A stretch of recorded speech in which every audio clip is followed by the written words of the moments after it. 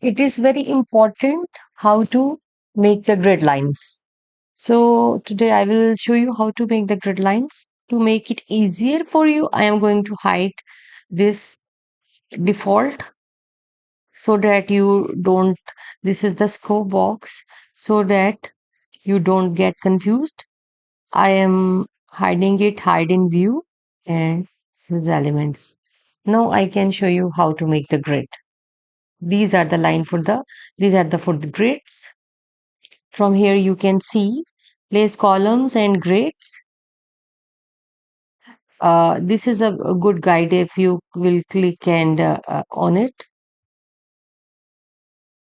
Yes, this one. So you can see A, B, C. Vertically, you can name them as A, B, C, and horizontally, you can name as 1, 2, 3. So you can name each and every node comfortably as A3, A1, B2, B3. So let me make a grid here. Please, now I'm going to make a grid. First of all, I will start from here. This is my first line. Let me make the, uh, let me keep on.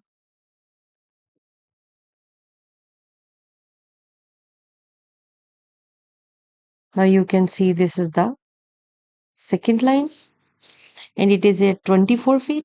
Let me make it 20 feet.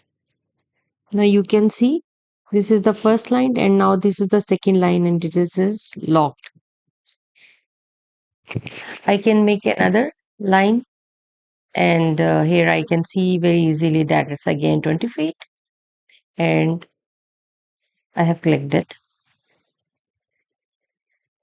This is my third horizontal grid. Again, my fourth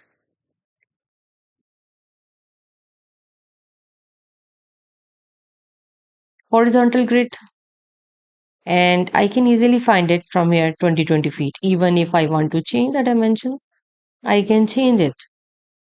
Suppose I want to make a line at 15 feet, I can take it from here.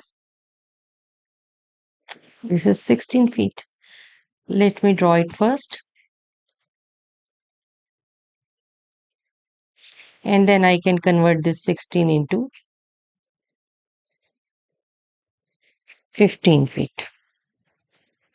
You can see that this one will be moved. And now I want to make another that will be 20 feet again. This is again at 20 feet. Now, after making the horizontal grid, I can easily make the vertical grid in the same way, starting from here.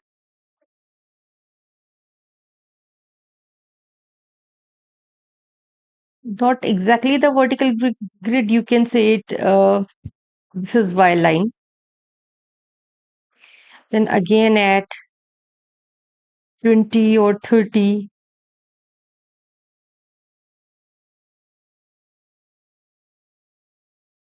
I can make another line. If it is on 28, I can make it 30 and the new line will be moved. Next, now it is locked and I will make another grid line again at,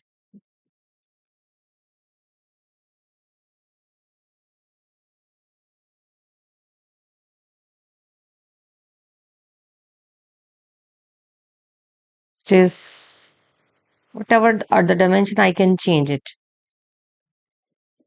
This is, I can again make it 30.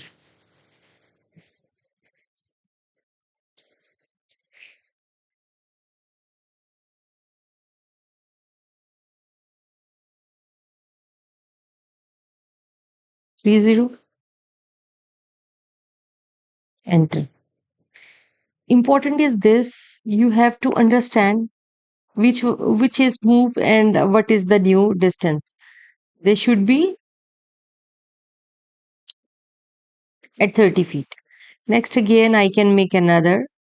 on in the same way and make it as 30,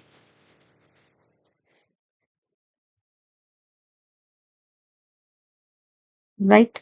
So let me make another line to show you this is the last grid. It is at some distance. I'm not concerned about, but our grid is finished. Now, how to name it? It is very important because if you will name it properly, it will be easier to understand it. The best way to name, if you will, you cannot see it visibly. It is not very visible here. So, best way is to zoom in. If you will do like this, so that now the scale is bigger one. You can see it is 8, 9, 10, 11.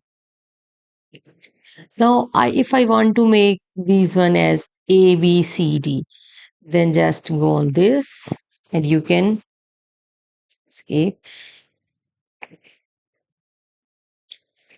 and write A.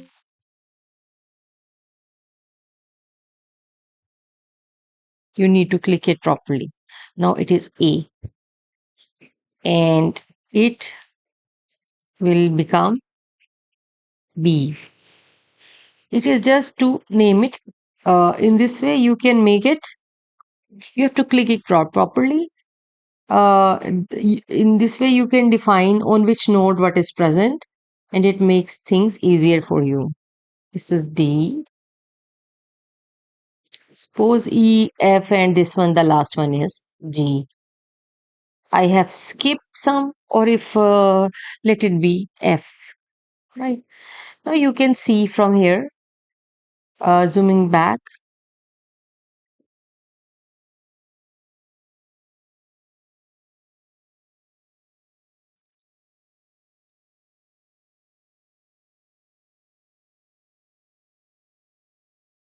zoom out. Now you can see clearly from here that this node is A1, this one is B2, this one is BC3, and now you can make walls or whatever you want to make on it. So thank you very much for watching. In the next tutorial, I will show you how to make the levels.